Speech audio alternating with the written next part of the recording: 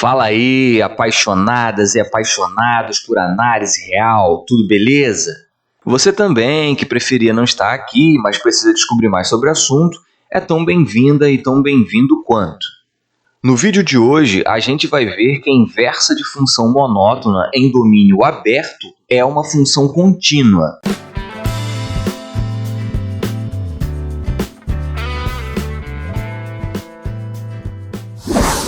A proposição diz assim: sejam A e B subconjuntos de números reais e f é uma função que vai de A em B, tais que f de A é igual a B.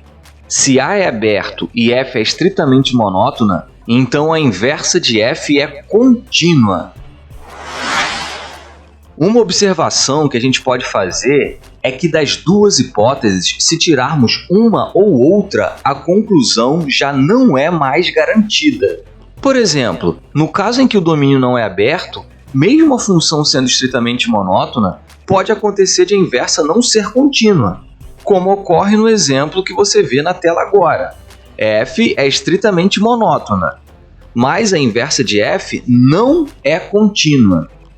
E num caso em que a função não é estritamente monótona, mesmo o domínio sendo aberto, pode acontecer de a inversa não ser contínua, como ocorre no exemplo que você está vendo agora. O domínio de f é aberto, mas a inversa de f não é contínua. Uma outra observação é que uma das hipóteses pode ser retirada sim, mas se colocada uma outra no lugar. Então, na verdade, a hipótese ainda não pode ser simplesmente retirada, mas pode ser substituída. Por exemplo, se trocarmos a hipótese de o domínio ser um conjunto aberto por o domínio ser um conjunto fechado, então a conclusão continua garantida ser verdadeira. Outro exemplo, se trocarmos a hipótese de o domínio ser um conjunto aberto por ser um intervalo, então a conclusão também é garantida ser verdadeira. Essa o domínio sendo um intervalo, a gente vai ver num próximo IMF. Depois dessas observações, agora a gente vai fazer um rascunho da demonstração.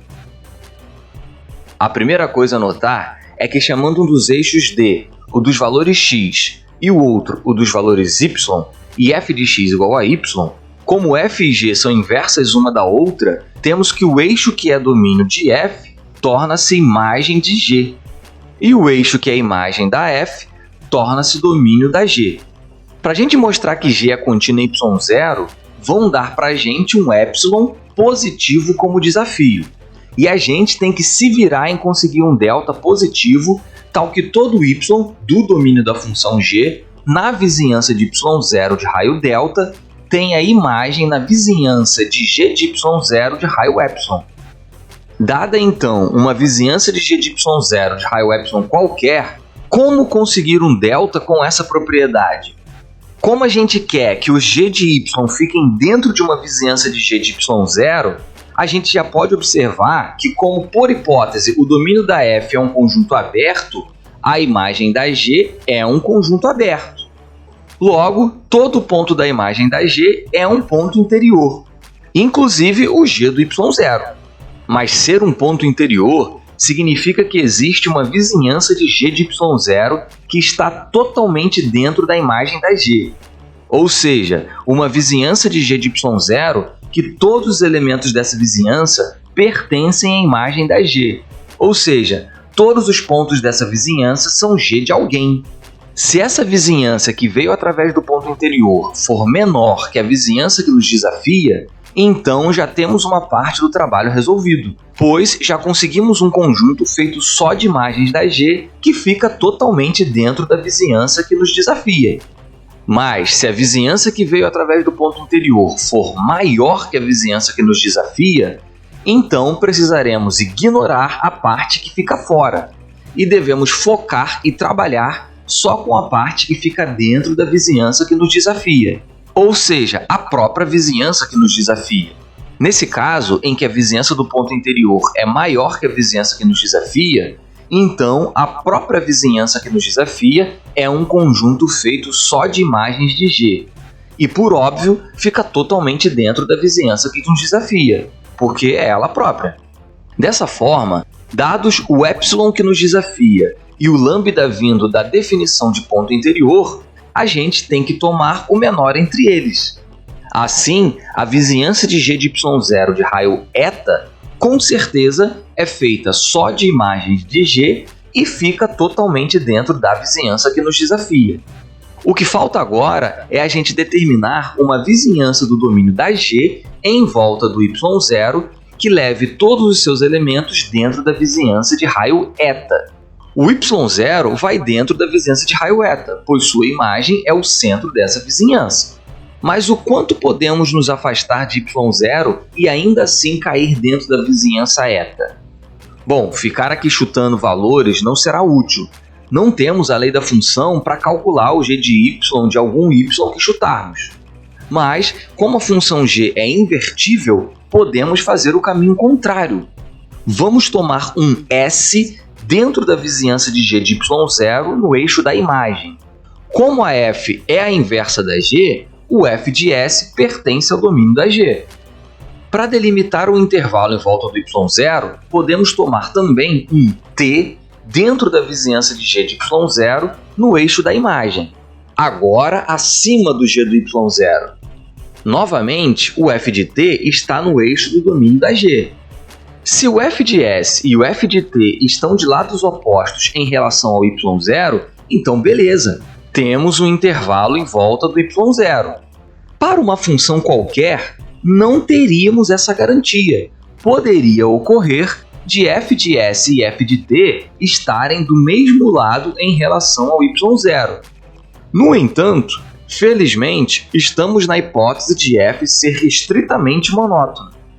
Dessa forma, o fato de S e t estarem de lados opostos em relação ao g do y0 faz f de S e o f de t estarem de lados opostos em relação ao y0. Se f é decrescente, então f de S está à direita de y0 e f de t está à esquerda. Mas se f é crescente, então f de S está à esquerda de y0 e f de t está à direita. Para determinar um delta exatamente, que seja o raio do intervalo em volta do y0, basta tomarmos a menor distância entre do y0 por f de S e do y0 por f de t. Delta igual a f de t menos y0, caso seja esta a distância menor, ou delta igual a y0 menos f de S, caso esta distância seja menor. Dessa forma, todo y no domínio de g que está na vizinhança de y0 de raio delta está entre f de S e f de t. E graças ao fato de g ser estritamente monótona, o g de y está entre o g do f de S e o g do f de t. Caso a função seja decrescente, teremos g de f de t menor, g de y no meio e g de f de S maior. Caso g seja crescente, teremos g de f de S menor, g de y no meio e g de f de t maior. Como g e f são inversas uma da outra, g de f de S é igual a S, e g de f de t é igual a t. Logo, g de y está entre S e t, o que significa que g de y pertence ao intervalo que nos desafia. Em qualquer caso, conseguimos um delta tal que todo y no domínio de g que está na vizinhança de y0 de raio delta tem imagem na vizinhança de g de y0 de raio epsilon que deram para a gente como desafio, que é o que a gente precisava para concluir que g é contínuo em y0. Também daria para demonstrar este resultado utilizando a continuidade via sequências. A gente não vai fazer aqui, mas você pode fazer como um exercício. Basta seguir mais ou menos a ideia que a gente fez acima, mas utilizando as sequências.